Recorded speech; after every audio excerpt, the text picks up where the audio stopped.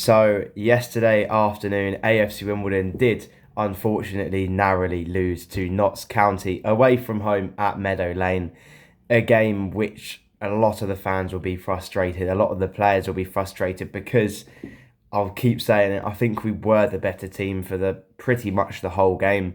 The first half we were really good, created a vast amount of chances. Alex Bass was called in to help so many times. He made, yes, maybe the shots were pretty tame at him. I think the only effort was in the second half, which Alistair Smith looked like he was going into the top corner, and unfortunately Alex Bass did save it. He had a great game. It was Alex Bass was man of the match for Notts County at the end of the day. So that kind of does show that how well Wimbledon did play, and we created chances. We kept trying, we kept pushing, but unfortunately couldn't be able to break Notts County down, and especially Alex Bass in goal. But let's first of all talk about the game in the first half. The Dons were well and truly on top of the game, had a great start to it. The momentum was all with Wimbledon, to be honest, in the first couple of minutes. Miles Hippolyte played in James Tilley, who had a great cross, but no one was unfortunately on the end of it. Shortly after, the Dons continued to press County. Alex Bass again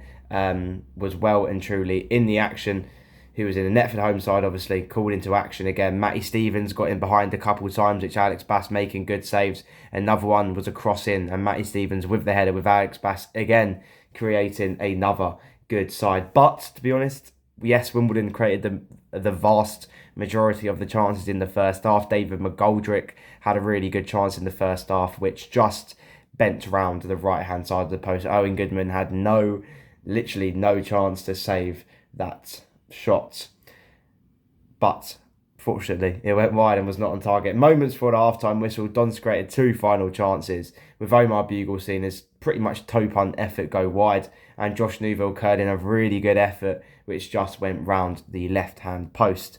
Honestly, coming into the first half, we should have been maybe one, probably 2-0 up coming into the break. Thought we were really good.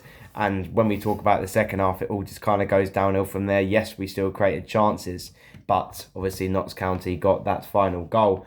So early in the second half, I think the big change point was Riley Harbottle coming off for injury in the second half.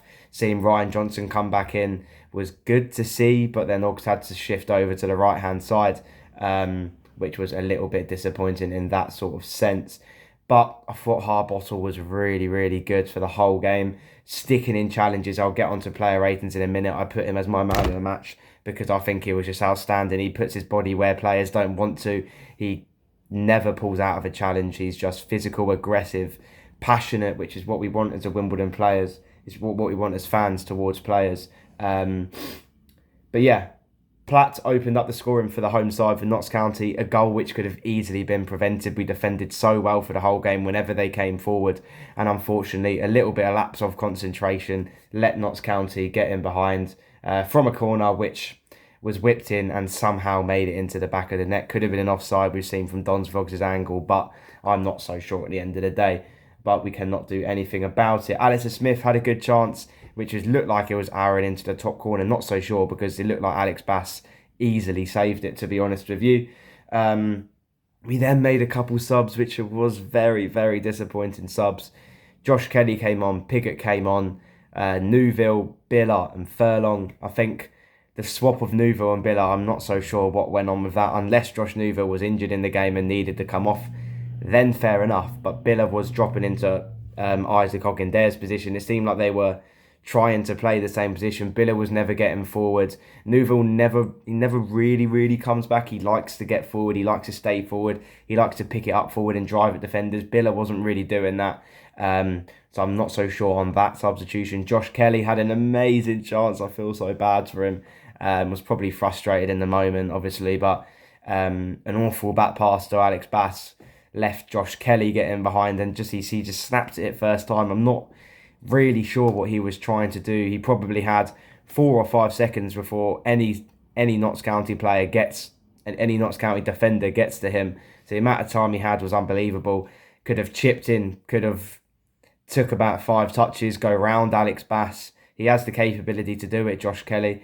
But unfortunately, yes, if you're a footballer, yes, if you're a League Two player, you just need to finish those chances when you get it. But hasn't had a lot of minutes. Probably confidence is quite low as he's never really in the starting 11. So I'm sure there's more to why he didn't finish that chance, to be honest, that we don't really know about. But it's unfortunate. And then we brought on Furlong and Billa in the final moments, but unfortunately the Dons couldn't get an equaliser, which we definitely deserved to get. We deserved to score probably 2 or 3 goals in that game, but it was a good performance. We did play well. We did create chances. The patterns of play were very, very impressive against a really good Notts County side. It's just a little bit worrying our away form. The fact we're not scoring goals away from home, but we're well and truly being comfortable and calm on the ball and scoring goals at home. Seeing not doing that away from home is very disappointing. It will ruin us at the end of the season if we don't pick up our away form. Yes, a lot of the teams are up north, but we've got to deal with that. There's not really much we can do about it, if it's the travelling, if it's anything like that. But again, we did play well. We did create chances. It's just on another day, we score 4 or 5 goals against Notts County and win that game 5-0 and defend well. And Riley Harbottle doesn't come off. So I think it's just unfortunate. Now let's go through player ratings. I've given Owen Goodman 6.5. Didn't have too much to do. When he did have a save to do, it was pretty tame. James Ball, 7. Comfortable in the centre of defence. Fair play to him. Riley Harbottle, my man in the match, 7.5. Just gets stuck in. I think he's done really well with Ball coming in next to him. It shows that he can play with whoever in the defence. So that's really positive going forward. Let's just hope Harbottle is not injured coming into the Morecambe game. Ogundare, Tilly and Hippolyte have all gave 6.5s. Ogundare played okay, didn't really have much to do. Tilly impressed a little bit, had a couple good opportunities where he's cutting inside, getting shots away, or going the other way and then putting in crosses, but unfortunately no one was on the end of them. Hippolyte, don't really remember much of his performance. A couple times driving forward, getting people in behind, putting it out wide to Josh Newville was really good. Looked calm and collected, but other than that, didn't really see much of him.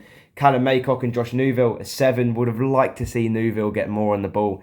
Kind of the same with Callum Maycock, just driving forward. I think Newville, a lot of the time, our patterns of play, we try to get the ball out wide to him, but it didn't seem like we did that enough against Notts County. As a couple of times when he did get on the ball and when he could drive at defenders, we looked dangerous, but it's just we probably did that 2 or 3 times in a game where usually Josh Newville gets the ball out wide about 10 times and starts to drive at defenders.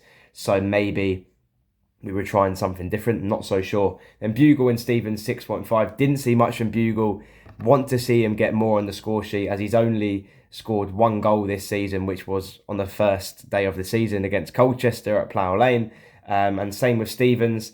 Yes, he scored a hat-trick. Yes, he probably should have scored a couple yesterday, but a lot of the efforts were pretty tame at Alex Bass. You need to hit the ball harder. You need to put it in the corners to score a goal against Alex Bass. We know the capability that Alex Bass has, but we know that he can concede goals, as he has conceded quite many awful, poor goals last season. When he did concede, it wasn't many, but the goals that he did concede were probably more of the defender's fault. But Bugle and Stevens both get a 6.5. Now let's move on to talking about the second half of the video as we face Morecambe at home on Tuesday night. So let's go and quickly preview that very, very important game at Plough Lane. So the second half of the video has just started. Wimbledon do face Morecambe at home on Tuesday night. It's a game which Wimbledon have to win. It's just definite. There's no other. We won't take a draw, won't take a loss. You have to beat Morecambe on Tuesday. So far, we are unbeaten at home and we well and truly need a positive, comfortable performance, the same as Carlisle against League 2 strugglers Morecambe. Coming into this game, Wimbledon sit 11th in League 2. But again, with still 3 games in hand, which if those 3 games in hand do go well, win all 3, it will push us into the top 7 of the league. On the other hand, the away side, Morecambe, coming into this game, sitting rock bottom in League 2 on 7 points. Their only win this season came away from home against Barrow in the derby. So it will boost their confidence possibly coming into this game, as it does show that they can win a game away from home, as yes, Barrow aren't really in the best of form. They started well, as Barrow always do, to be honest, and they seem like they're starting to have their annually drop off of the season. So Morecambe obviously snatched that up with their poor form and got a well and truly needed win, as if they didn't have that, they would be on 4 points with 4 or 5 points to get out of the relegation zone. But yeah, Morecambe are in trouble at the moment. But will their poor form carry on? I really hope not. Dons come into this game winning every single league game at home with 4 games and 4 wins. 12 goals have been scored and 2 goals have been conceded. And those 2 goals were in the first 10 minutes of the season when we went 2-0 down to Colchester at home. But thankfully won that game 4-2 at the end of the game. We should be confident coming into this game. I mean, yes, it might be one of those games where you look at it and you think, well, it's the Wimbledon way. We go out and lose to rock bottom of the table, which is true. Could happen. It's football. Anything can happen.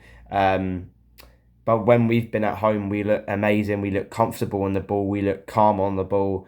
The pressure is always high when we don't have the ball. Yes, yes, the away sides always typically have the ball, but we're having more of the shots. We're winning more of the tackles. We're winning more of the aerial duels.